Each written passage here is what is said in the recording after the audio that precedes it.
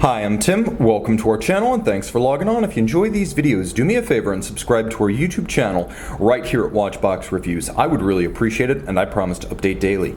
If you love this watch, you could see it and you could purchase it on our website, thewatchbox.com. And today we are discussing one of my top 5 favorite Rolex models of any description.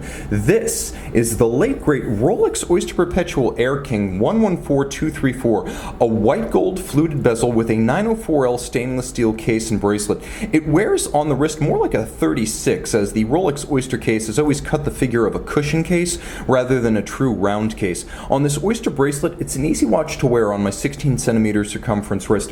Rolex's most unique dial, yes, even including the Z Blue, on a watch that measures 41.9 millimeters lug-to-lug, and if you include the solid end links, a still very reasonable 43.6 millimeters across the wrist, such that I can recommend this Rolex for a wrist of any size. There is no lower limit. No matter how small your wrist, this one will fit. I would say 17 centimeters circumference is probably the upper limit for wearing this one with a conventional proportion. If you like smaller watches or traditional size, you can wear this watch on a bigger wrist. It's just going to look smaller, naturally. 19 millimeters, the spacing between the lugs if you want to accessorize, and I think this watch would look awesome on a blue alligator leather strap, cobalt blue with an orange contrasting stitch. But the bracelet fitted is a wonderful Rolex factory component, satin on its top, polished on its flanks, and you can see underneath big gaps to avoid trapping moisture, heat, sweat, grit, pinching skin, or pulling hair. As ever, the Rolex Oyster bracelet is sized using screws, and you can see them. Screw-fixed removable links. Internally, you'll note that the clasp features a blasted finish with a lift lock system, so a beak and a hook. When it closes, you hear that snap. That's because it's not a friction fit system. You can't simply pull it open. You do have to lift the lock and unlock the system. Because it is an entry-level Rolex watch, it does not feature Easy Link, but it does feature 3 divots drilled inside the clasp, so you can change the anchoring point of the bracelet to micrometrically size after removing or adding the requisite number of links.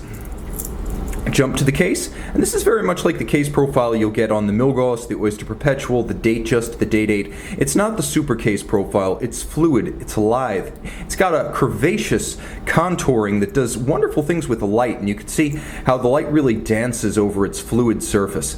The lug hoods are polished because this is a modern day Rolex watch created in 2007. This is a Z-code watch, and there's a lovely bezel, fluted, handsome, reflective, almost like a cut gem but rendered in metal. And then I mentioned that dial. This one has it all going on. What makes this one different? Well, let's start outboard and work our way in. We have applique white gold Rolex crown and a single white gold Arabic numeral 6. Note that not only do we have white bounded orange Arabic numerals, but they are radially arrayed around the dial. There's a blue metallic satin finish for the hour track, and then you could see that the center of the dial is the concentric pattern, the Rolex concentric gadroon dial. So that is not a sunburst pattern. That is not something created by graining. That has a lot more height and depth and texture to it.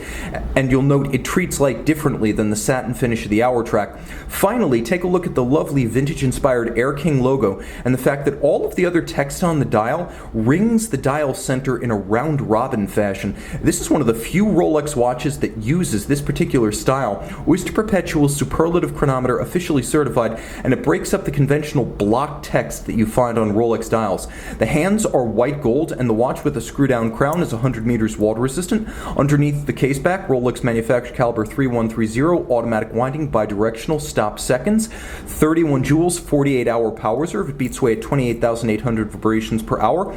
It features a full balance bridge and a free-sprung index for shock resistance, and it features an overcoil hairspring, actually a handmade Breguet overcoil hairspring, to help it take its adjustment in 5 positions and then pass the Swiss COSC chronometer test. And this watch is a COSC chronometer. This is a watch that does it all. Loomed? Well, no, it's not loomed. Is it big? No, it's not big. Is it imposing? No, it's not imposing.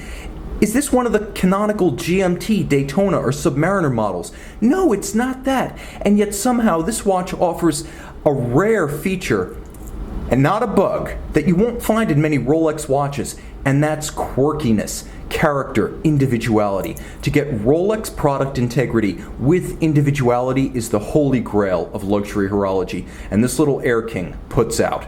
Make it yours on the Watchbox.